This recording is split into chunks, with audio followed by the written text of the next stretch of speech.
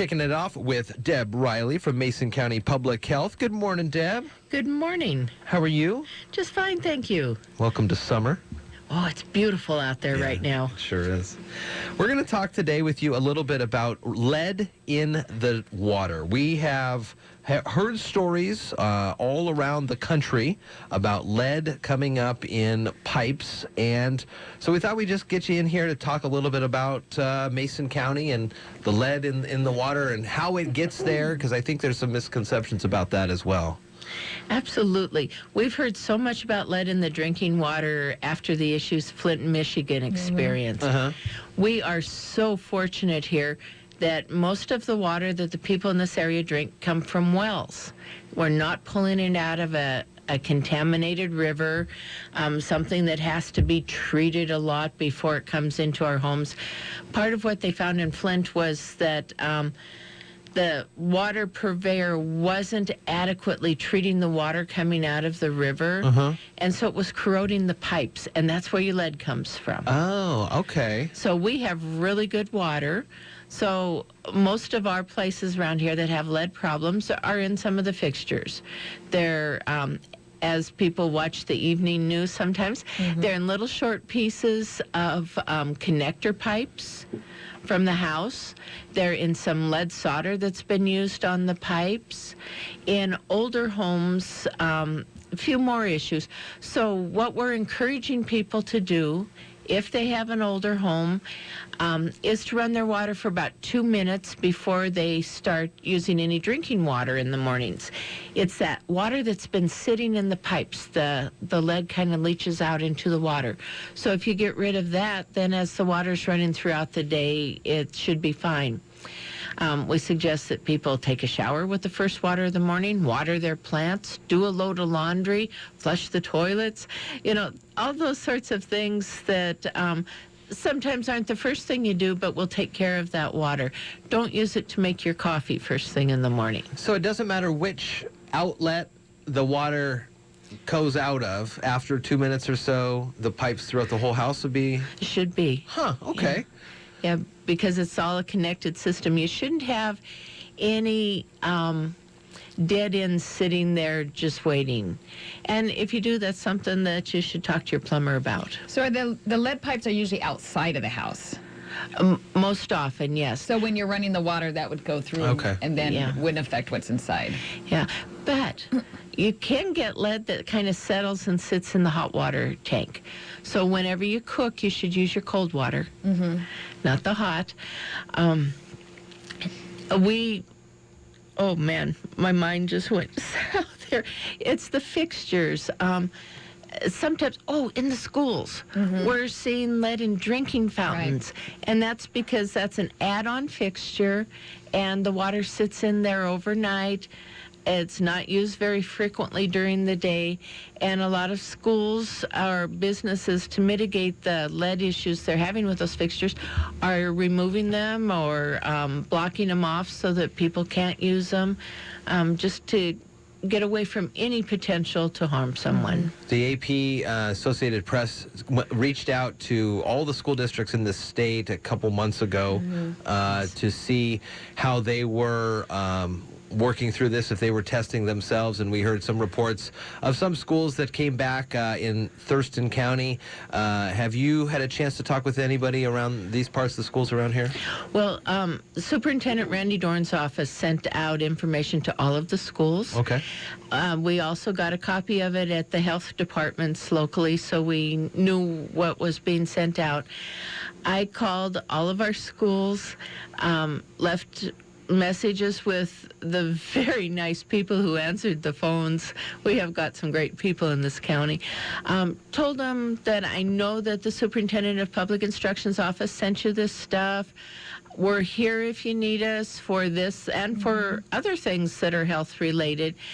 A couple of them said that they'd already taken some actions. Some of them said, thank you very much. We appreciate your call. We'll put it in the file with everything else. So very well received. Like I said, nice people working in our schools in this county. But do you have any information on any numbers if they've tested for lead levels? I do not. The only numbers I have came from a USA Today news article, and they listed 3 places here in Mason County. One was a private school, and they did a few things at the school and retested and don't seem to have any issues anymore. One was the Highway Patrol Academy, and there were some articles on it. And for the life of me, I can't remember the third. The Highway Patrol Academy was the only one that didn't do what the other 2 did, which making a few fixes and resampling. They disconnected their fountains and water features, provided bottled water. Do you think we're done seeing water fountains in schools? I hope not.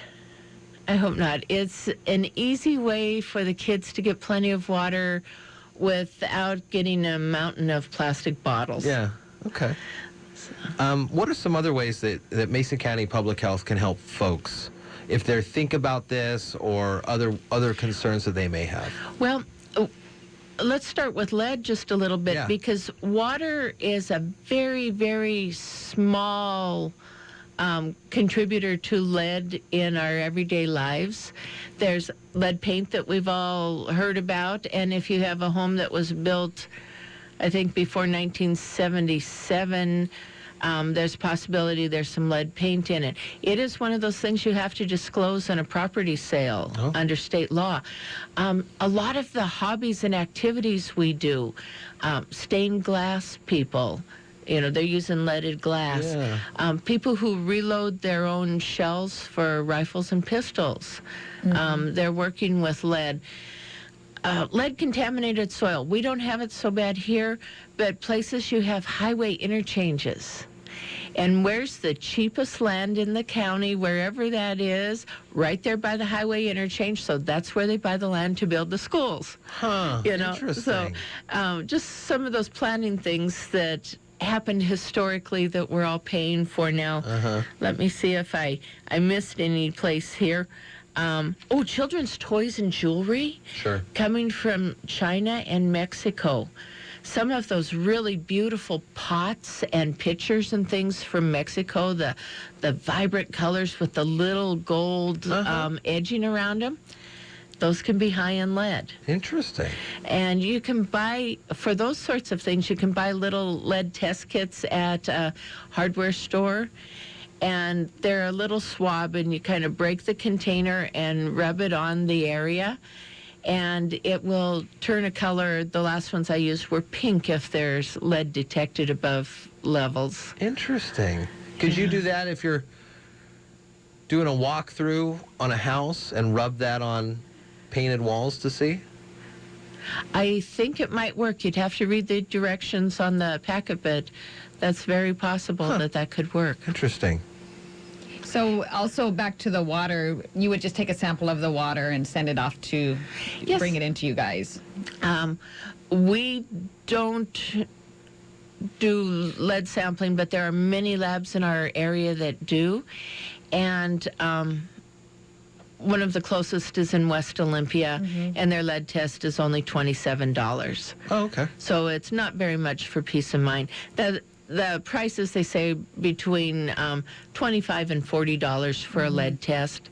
But if you live in the North End, there are several up in the Poulsbo, Bremerton area.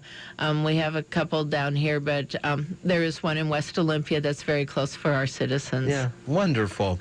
Deb Riley from Mason County Public Health this morning, talking a little bit more about the lead situation around the country. You're right, Flint really put a spotlight on that, and so then everybody is looking around to see how they're working as well. Deb Riley from Mason County Public Health, thanks for coming in. Well, thank you. 7:25. ABC Entertainment News. Here's Jason Nathanson. The sequel